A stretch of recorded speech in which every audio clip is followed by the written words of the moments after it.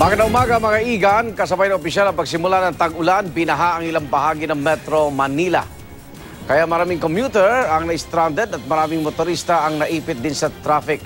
Darito ang unang balita ni Athena Imperial.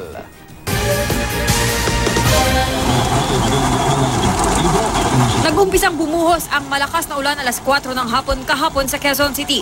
Nagdulot ito ng hanggang bewang na baha sa kanto ng Araneta at E. Rodriguez Avenue. Gutter deep na baha naman ang dala ng malakas na thunderstorm sa Quezon Memorial Circle.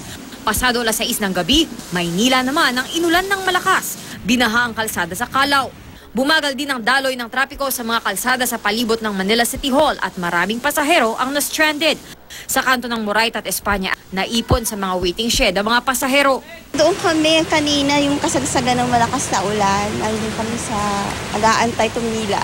Mas magdadala na po siguro ng kapote, kaya payong lang yung dala. Nang huminto ang ulan, naipit naman sa matinding traffic ang mga motoristang dumaan sa binahang Espanya. Para sa unang balita, Athena Imperial reporting.